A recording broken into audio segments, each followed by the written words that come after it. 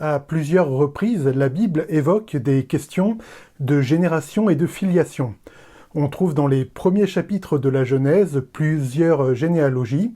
Il y a celle issue de Caïn au chapitre 4 et il y a celle issue de Seth au chapitre 5. La descendance, bonne ou mauvaise, est à ce point importante dans les 11 premiers chapitres de la Genèse qu'on peut en fait se demander si, finalement, il n'est pas légitime d'aborder le début de la Bible comme une grande généalogie et non comme une suite de récits. Alors il n'y a pas qu'une suite ininterrompue de noms, C'est aussi dans ces fameuses généalogies qu'on rencontre des personnages restés célèbres comme Enoch, Mathusalem ou encore Noé. En se retournant et en regardant dans le rétroviseur, on voit qu'on a déjà fait pas mal de chemin sur cette route qui nous mène d'Adam à Abraham et qui a donné son titre à la série. Bonjour, je suis Julien, vous regardez le 4e épisode de la 4e saison de In Principio. Cette année, on s'intéresse aux 11 premiers chapitres de la Genèse. Aujourd'hui, vous l'avez compris, on s'intéresse aux généalogies, mais avant ça, générique.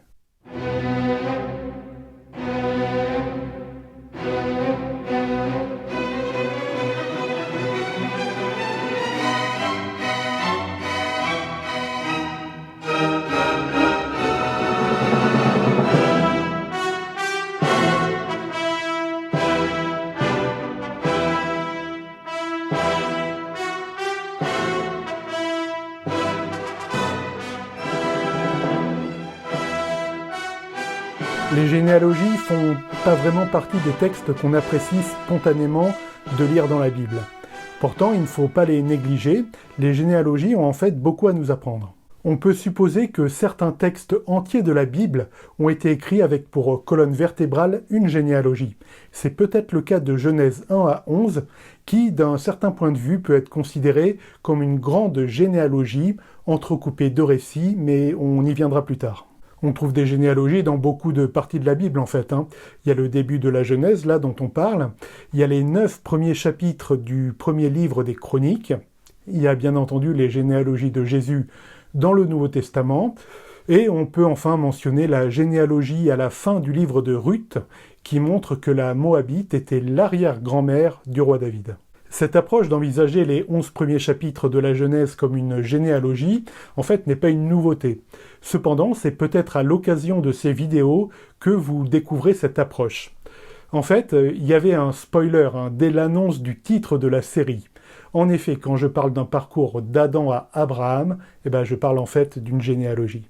Dans une première partie, on va voir certains marqueurs textuels du texte biblique qui permettent d'envisager l'ensemble de ces 11 premiers chapitres comme une grande généalogie. On va revenir sur la structure même du texte, mais aussi sur un point important de vocabulaire. Dans la deuxième partie, on va se pencher sur le chapitre 5, qui constitue le cœur de cette grande généalogie. On abordera certaines curiosités comme les âges multicentenaires des patriarches antédiluviens. Enfin, on va conclure avec la notion d'alliance. La Sainte Écriture évoque plusieurs alliances au cours de l'histoire du peuple hébreu. On va voir avec Noé, en fait, le prototype de ce que seront les futures alliances. Chers amis, alors une petite interruption juste pour vous conseiller, si vous souhaitez vous abonner à la chaîne et activer la cloche. Ça vous permettra d'être tenu au courant quand un nouveau contenu est mis en ligne et ça permet de me soutenir dans la création de la chaîne. Allez, la suite. Réfléchir au caractère littéraire de Genèse 1 à 11 amène en fait beaucoup de questions comme on va le voir. On avait déjà abordé la question dans le premier épisode de la saison que vous retrouvez dans les fiches et en description. On avait vu qu'on pouvait aborder ces histoires comme des récits stylisés. Alors, pour résumer, Genèse 1 à 11 évoquent des événements bien réels, cependant ils sont arrangés en termes littéraires pour satisfaire un projet qui est de faire connaître Dieu à son peuple. Cependant, le projet littéraire de Genèse 1 à 11 ne semble pas être seulement de révéler le Dieu créateur. Il semble qu'une partie de la visée de ces chapitres est de traiter des origines du peuple hébreu. Or, quand on veut se pencher sur ces origines, aujourd'hui encore, on a recours aux généalogies. C'est peut-être une entreprise à laquelle vous vous êtes livré d'ailleurs, à savoir essayer de remonter le plus loin possible, voir qui était le père de votre arrière-arrière-arrière-grand-père. Il y a même une mode sur Internet avec des tests ADN que vous pouvez réaliser et qui révèlent si vous avez peut-être des ancêtres italiens, allemands ou égyptiens. Bref, il y a une certaine curiosité légitime à savoir d'où on vient. Cette curiosité est en partie satisfaite pour le peuple hébreu et pour nous tous avec ces 11 premiers chapitres de la Genèse, qui montrent que nous sommes toutes et tous des créatures de Dieu. Il y a en hébreu un mot marqueur, le mot Toledot, traduit de diverses façons dans nos Bibles en français. Il est parfois traduit par histoire, c'est le choix retenu par la Bible du Semeur, ou par généalogie, comme le propose la Nouvelle Bible Second. Pour donner un exemple d'emploi, on peut lire le début du chapitre 10. Voici la généalogie des fils de Noé, Sem, Cham et Japheth. Des fils naquirent d'eux après le déluge. Ce qui est marquant, c'est qu'en peu de chapitres, en fait, ce terme de Toledot revient 5 fois. On le trouve en Genèse 2, 4, en Genèse 5, 1, en Genèse 6, 9, comme on l'a vu en Genèse 10, 1, et enfin en Genèse 11, 10. Il s'agit donc d'un véritable marqueur textuel indiquant certainement que l'aspect de généalogie tient au moins autant d'importance que le récit dans le projet littéraire que constitue Genèse 1 à 11. Ce n'est pas directement l'objet de cette série, mais on peut remarquer un petit détail intéressant sur une possible source externe employée par l'auteur du livre de la Genèse. En effet, en 5.1, l'emploi de Toledot est un peu différent. On peut lire en Genèse 5, verset 1, « Voici le livre de la généalogie d'Adam. Le jour où Dieu créa les humains, il les fit à la ressemblance de Dieu. » Alors, première curiosité, le rédacteur entame la généalogie en reprenant à zéro le récit avec la mention de l'être humain créé à l'image de Dieu, ce qui nous a pourtant été dit quelques versets plus tôt au premier chapitre. Il n'est pas impossible que l'auteur de la Genèse ait eu recours à une source externe dans le cas présent. Après tout, pourquoi pas ? Il y a au moins un autre cas où une source externe est évoquée dans le Pentateuque. On peut lire en Nombre 21, versets 14 et 15. C'est pourquoi il est précisé dans le livre des guerres de l'Éternel, Waheb et Soupha avec ses vallées, et l'Arnon avec ses gorges qui descendent vers la ville d'Ar et touchent au territoire de Moab. La réutilisation de documents, en fait, fait partie de la composition d'à peu près tous les écrits. Les livres de la Bible ne font pas exception. Alors, le sujet est parfois un peu sensible. Cependant, ça n'enlève rien vraiment à la démarche inspirée par l'Esprit de Dieu qui a guidé le rédacteur de la Genèse dans le choix de ses mots et parfois dans le choix des documents à inclure dans son ouvrage. L'utilité des généalogies peut être identitaire, simplement savoir d'où on vient. C'est la préoccupation existentielle. Il y a aussi l'aspect théologique. Comme on l'a déjà évoqué, la généalogie indique que chaque individu est une création de Dieu. Le théologien allemand Braumer voit un troisième intérêt qu'il appelle l'intérêt intellectuel, qui représente en fait une polémique par rapport aux spiritualités proche-orientales contemporaines de l'époque de rédaction du texte biblique. En donnant une information sur notre origine, en montrant la continuité des générations et en divisant l'histoire en périodes concrètes, contrairement à la pensée des religions de l'Ancien Orient qui voit le temps de manière cyclique, la Bible défend une conception linéaire du temps. Il commence par la création divine et tend vers l'accomplissement à travers les différentes générations. Ceci étant dit, en regardant de plus près ces généalogies, on voit qu'il y a quelques curiosités.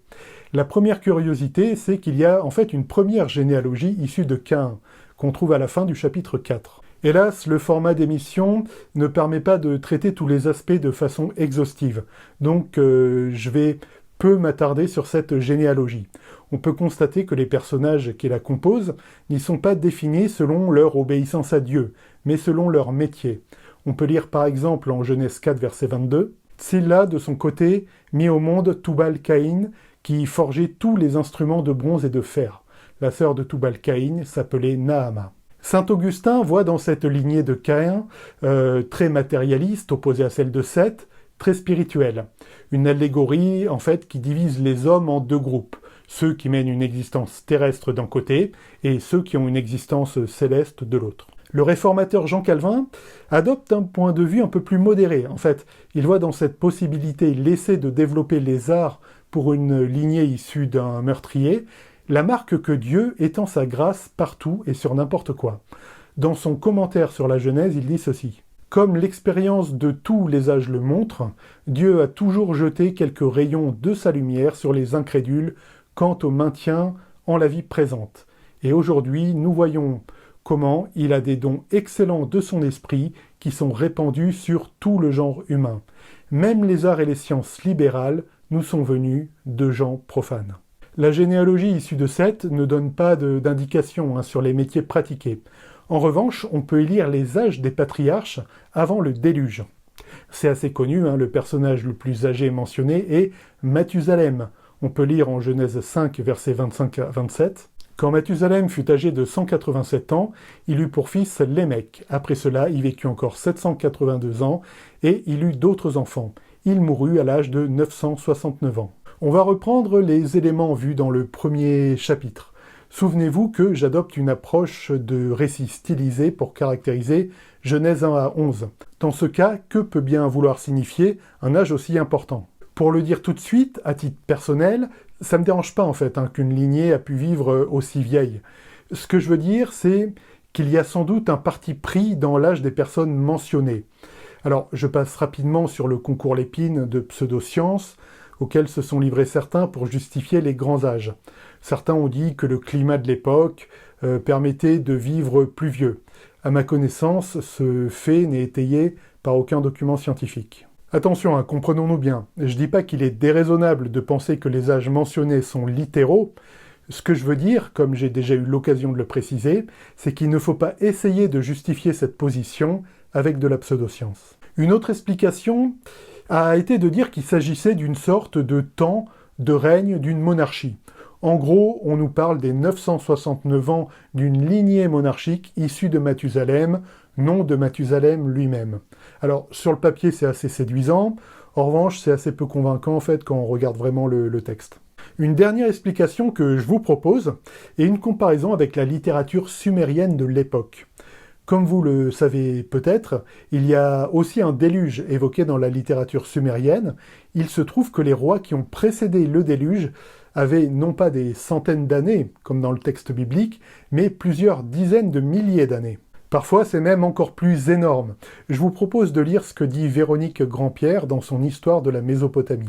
D'autres textes littéraires évoquent également cette attribution de la royauté par les dieux de manière plus détaillée. C'est le thème du mythe du roi Etana, pris par écrit à l'époque paléo-babylonienne, soit le IIe siècle avant Jésus-Christ. Etana serait le 13e souverain de la première dynastie de la ville de Kis. Il aurait, d'après la liste sumérienne, vécu 635 000 ans. On peut donc ouvrir le champ des spéculations. Peut-être l'auteur de la Genèse a-t-il voulu, si je puis dire, remettre à leur place les Sumériens avec des âges alors très largement inférieurs à ceux de leurs rois. En gros, bien que vivant plusieurs centaines d'années, les patriarches n'en restent pas moins des hommes soumis au seul vrai Dieu, créateur de toutes choses. Les patriarches ne sont pas comme les rois des légendes sumériennes, prétendument divins, auxquels la littérature mésopotamienne attribue des âges de plusieurs centaines de milliers d'années. D'ailleurs, on peut voir que la durée des années sur Terre n'est pas le seul paramètre pour apprécier l'approbation de Dieu. En effet, Enoch est enlevé au bout de seulement 635 années, car il est dit qu'il marchait avec Dieu. On va conclure cet épisode avec la suite directe de cette longue généalogie, l'arrivée à Noé et au déluge. Le début du chapitre 6 évoque des accouplements inappropriés entre filles des hommes et fils de Dieu. Il est aussi question de géants. Je ne développe pas ce passage, j'ai dédié un épisode entier de In Principio à la question, je vous laisse ça en fiche et en description. On peut simplement retenir que suite au déluge, pour la première fois, on va assister au passage d'une alliance entre Dieu et les hommes à travers Noé. On peut lire en Genèse 9, versets 12 et 13. « Voici le signe de l'alliance que je conclus pour tous les âges à venir entre moi et vous et tout être vivant qui est avec vous. J'ai placé mon arc dans la nuée. Il servira de signe d'alliance entre moi et la terre. » Alors, les termes de cette alliance sont multiples. Il y a le mandat de remplir la terre, déjà vu suite à la création, qui est répété au verset 7. Vous donc, soyez féconds, multipliez-vous et répandez-vous en grand nombre sur la terre. Il y a aussi le rappel que l'homme est à l'image de Dieu. L'importance de la vie représentée par le sang. On peut lire notamment au verset 5 « Je demanderai compte à chaque homme de la vie de son semblable ». Alors, il y a sans doute eu une alliance avant du temps d'Adam. On a vu que, bien que simple, les consignes existaient en Éden. Cependant, c'est avec la sortie de l'Arche qu'on assiste vraiment et sans ambiguïté, pour la première fois, à la passation d'une alliance entre l'Éternel et son peuple, constitué ici de Noé et sa famille. Après cet épisode, vous savez, il y a l'ivrognerie de Noé et le fait que Canaan, un enfant de Cham, sera maudit. Cependant, le reste du récit biblique montre que Dieu rattrape son peuple, en fait, à chaque fois. Son peuple, justement, va commencer à se disperser aux quatre coins de la terre. Mais ça, c'est une autre histoire, et on va en parler dans le 5e et dernier épisode de la saison. Merci d'avoir suivi ce nouvel épisode de In Principio. Je termine en vous suggérant un podcast sur le déluge que j'ai réalisé lors de la première saison. C'est assez complémentaire avec ce qu'on vient de voir aujourd'hui. Merci beaucoup encore pour votre attention. Soyez bénis. À très bientôt. Ciao.